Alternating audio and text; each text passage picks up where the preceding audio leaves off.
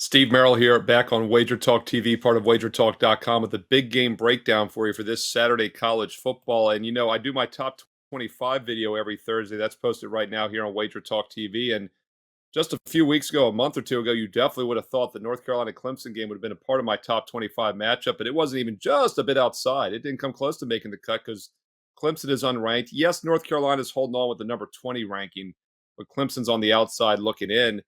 With that said, though, there's still a touchdown favorite in this game. And as my friend Brian Power and I often talk about, these unranked home teams against ranked opponents have been good in both college football and college basketball. And I do think there's some value with Clemson in this game on Saturday afternoon. By the way, it's at 3:30 Eastern on ESPN National TV. First, let's look at my database simulation. I run 10,000 games through the database. I get an average margin of victory. And in this one, I've got Clemson winning by 10.5 on average. So, yeah, a little bit surprising to see them winning by double digits in the simulation.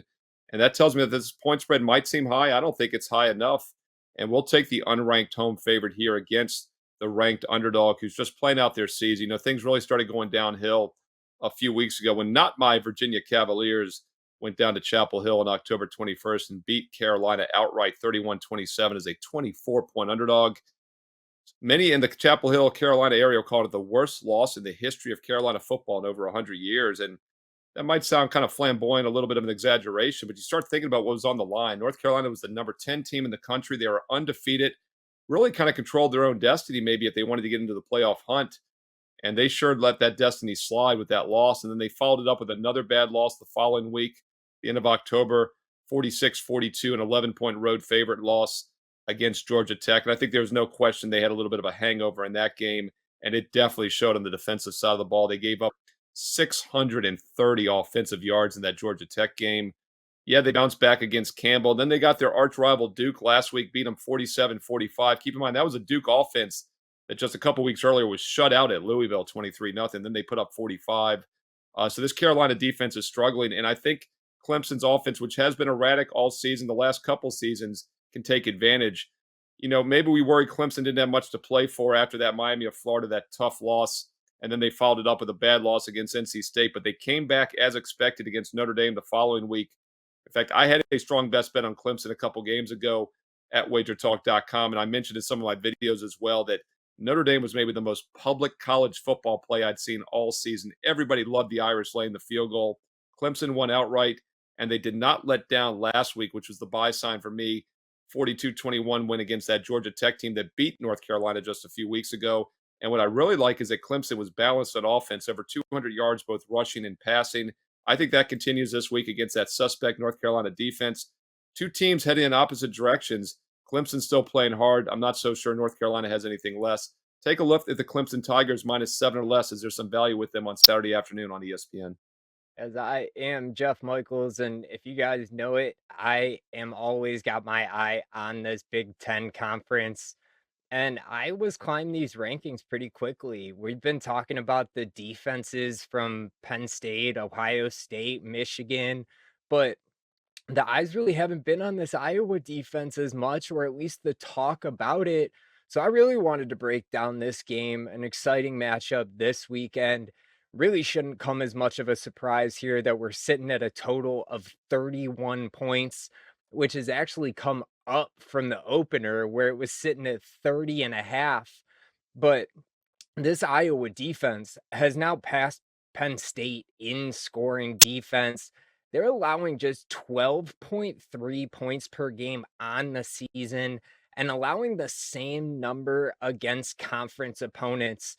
Putting it into perspective a little bit here, Iowa has allowed 25 total points in the last 4 weeks. Illinois allowed 45 points in their overtime win last week. That's more points than Iowa has allowed in the last 5 weeks combined. The Hawkeyes allowed just 297 yards in the last two games, again, combined. They held Northwestern 139 yards below their season average, and then held Rutgers over 200 yards below their season average. But you look at both of these teams, and the offensive numbers that they put up last week were a little bit of a surprise. I mean, Iowa had the most yards that they've put up in a game. They put up over 400 yards, and they threw for over 200 yards for the first time this season.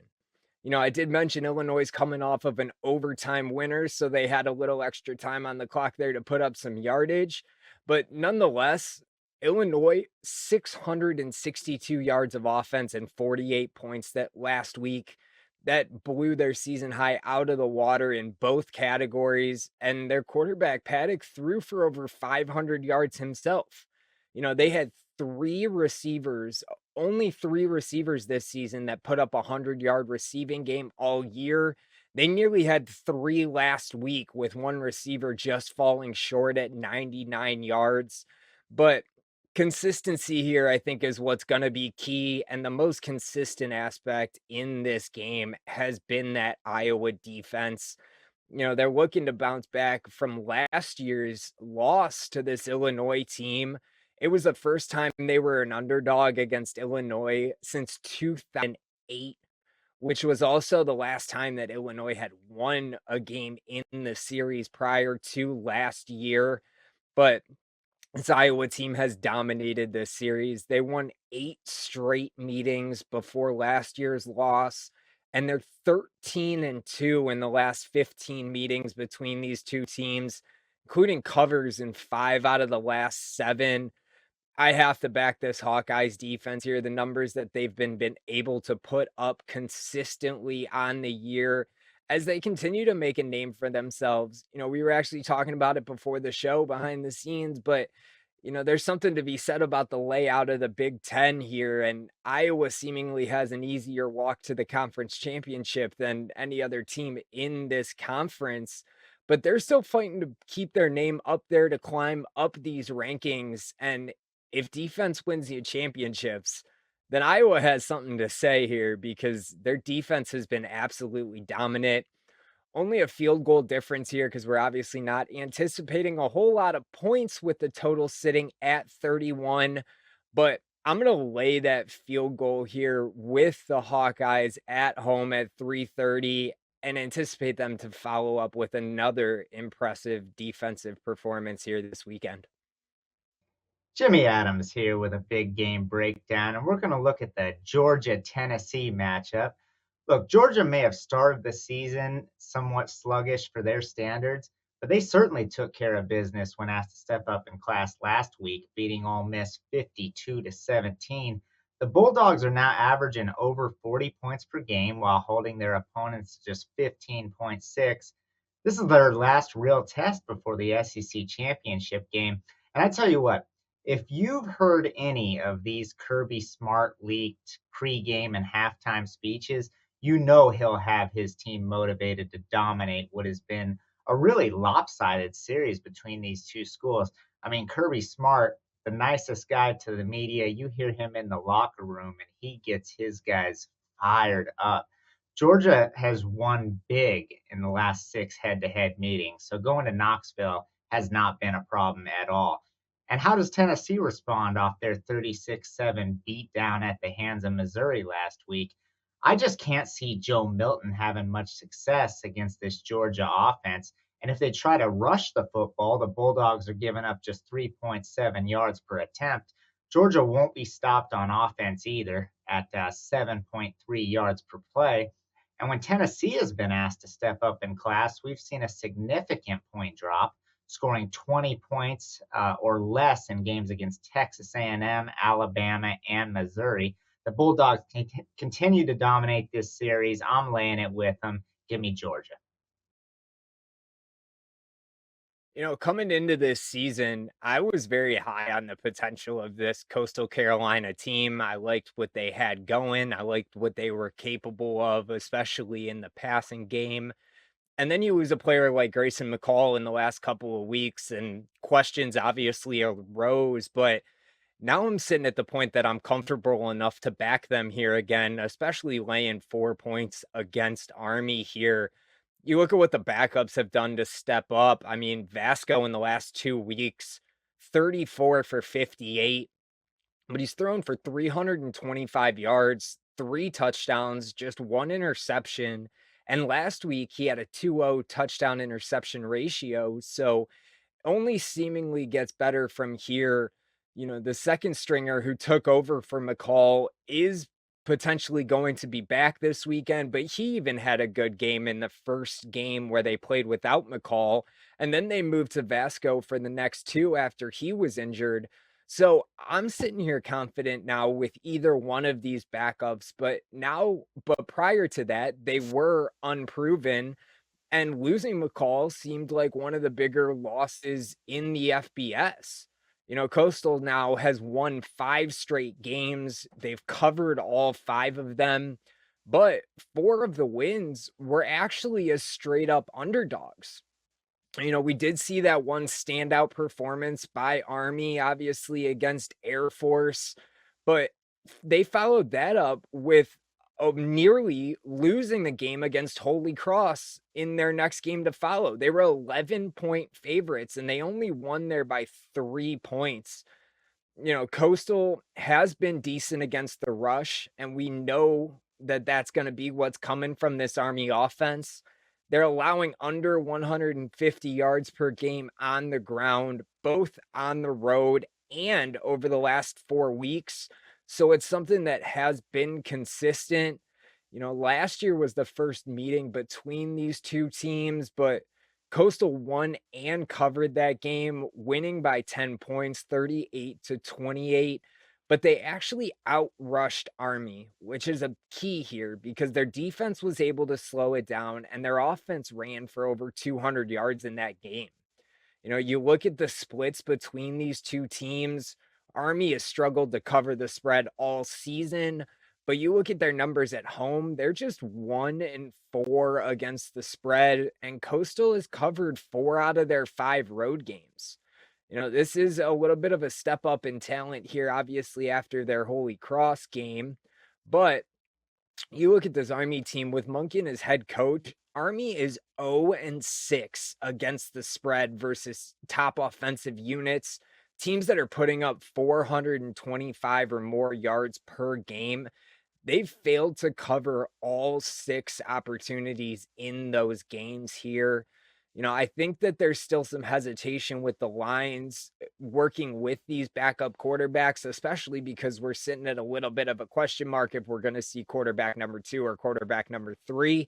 But we do know one thing's for certain. We're not going to see McCall in this game. But like I said, that doesn't faze me at this point. They have a little bit of experience under their belt now, regardless of which one they go with. And I'm willing to lay the 4 points, which is why Coastal's going to be my best bet for this weekend. Let's look at a free college football play for this Saturday afternoon at 4 o'clock Eastern. It's not even a big national TV game. It's on the Big Ten Network. So this is a game that's kind of under the radar.